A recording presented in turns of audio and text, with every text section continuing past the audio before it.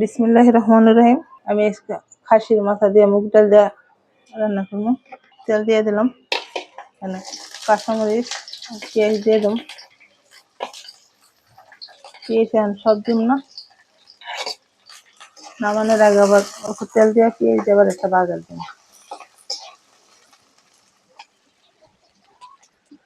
পেঁয়াজটা ভাজা হয়ে গেছে, এখন আদা রসুন বাটা দিয়ে দিলাম।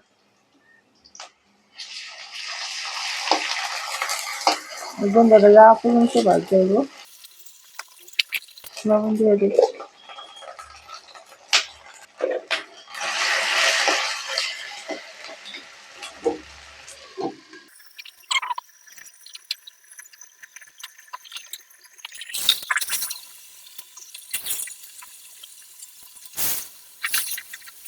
পুরো পুরো হয়ে গেছে, দেখে দিচ্ছি জলটা বাড়ি নাচ্ছিল।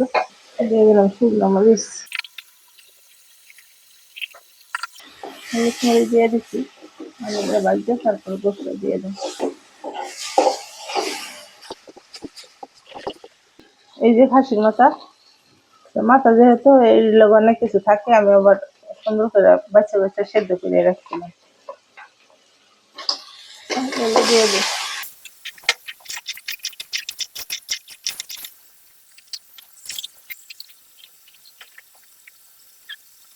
গরম মশলা ফাঁকি দিয়ে দিন, তারপর কটা আস্তা এলাচ দিয়ে দিলাম।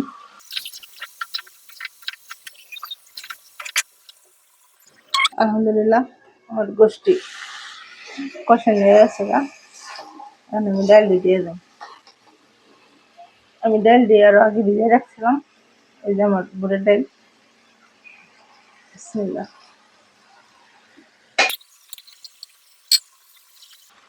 মাথা দিয়ে রান্না, খাসির মাথা দিয়ে রান্না করলে হলো ডাল আগে ভিজিয়ে রাখলে তাড়াতাড়ি।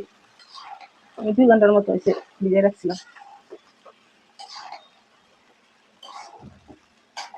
আর এই ডালটা পরে একটা বাজার দিলে কিনা মানে রাখে, তখন আর কি গ্রানটা অনেক সুন্দর বেড়ায় আর খাইতে মশলা অনেক মজা লাগে। রেখে দিন। আলহামদুলিল্লাহ, আমার ডালটাও মানে বলক হয়ে গেছে। নিচে আর পানি নেই। এখন আমি গরম পানি দিয়ে দেয়। আর গোস রান্না করলে গোসি কি ডাইলে কি গরম পানিটা দিয়ে দিলে তাড়াতাড়ি বলক উঠে যায়, আর তরকারিটাও খাইতে আল্লাহর রহমতে মজা লাগে। যে পানি দিয়ে দিছি এই পানিতে ডাইলের গোস আল্লাহর রহমতে সেদ্ধ হয়ে যাব। বলকটা হলে চুলার আঁচটা একবার কমাই দিলেই সেদ্ধ হয়ে যাবো কাবাবটি। এখানে ডাক্কা দিলে হইব। আলহামদুলিল্লাহ, দেখি আমার তরকারিটার কি অবস্থা। একবারে কম হলে 1 ঘন্টা লাগে এই রান্নাটা করতে। ডাইলটাও আধা সেদ্ধ হয়ে গেছে গা। আল্লাহ পাক রব্বুল আলামিন রিজিকে যা লেখে তাই রান্না করি। ওরি আপনাদের হয়তো দেখানোর চেষ্টা করি। রান্না তো সবাই কম বেশি করতে পারে। আলহামদুলিল্লাহ। আলহামদুলিল্লাহ, আমার ডালটা মানে প্রায় হয়ে গেছে তো, এখন বাগার দিব। তেল আমি আগে একটু কম দিছিলাম, এই কারণে এখন একটু বেশি দিলাম। প্রথমে দিয়ে দিলাম শুকনো মরিচ।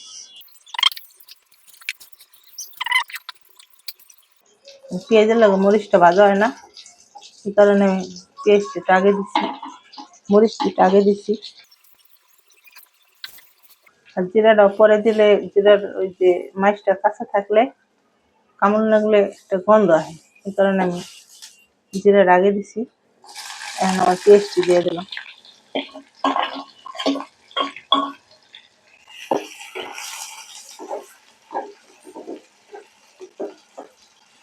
এভাবে খাইয়ে দেখবেন, আলহামদুলিল্লাহ খারাপ লাগে না, ভালোই লাগবে। এবারকে দিয়ে দিলাম একটু শাহি জিরা।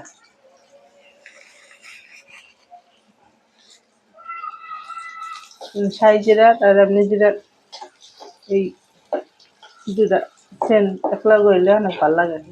ভিডিও ছাড়তে ছাড়তে তো আল্লাহর রহমতে কম ছাড়লাম না, কিন্তু ভিডিওতে তেমন লাইকও নাই, ভিউজও নাই, কিছুই নাই। তারপরে আল্লাহর উপর ভরসা, ছেড়ে যাইতেছি, দেখি আল্লাহ একদিন উড়াইতেও পারে। আল্লাহর উপর সবকিছু। আমরা তো আল্লাহর নগণ্য গোলাম, একটু চেষ্টা করে যাইতে পারি। আল্লাহ ভালো জানে কোন সময় কি করবো। আমার পেঁয়াজটা ভাজা হয়ে গেছে গা, একটু হলুদ দিয়ে দেবো, নইলে পেঁয়াজটা সাদা সাদা দেখা যাবে। তরকারির পেঁয়াজ সাদা থাকলে ভালো দেখা যাবে না। আল্লাহর রহমতে আমার পেঁয়াজটা ভাজা হয়ে গেছে। ডালটা আবার চুলায় দিয়া তারপরে আল্লাহর রহমতে দিয়ে দেবো। এই যেমন পেঁয়াজ সবকিছু ভাজা হয়ে গেছে ভালো মতো।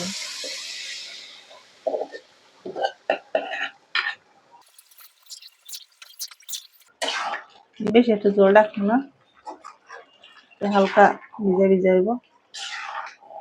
না 10 মিনিট ডেকে রাখলে একবারে ডাইলো সুন্দর মতো ডাইলাম না, সেদ্ধ হয়ে গেছে। কি অবস্থা দেখি।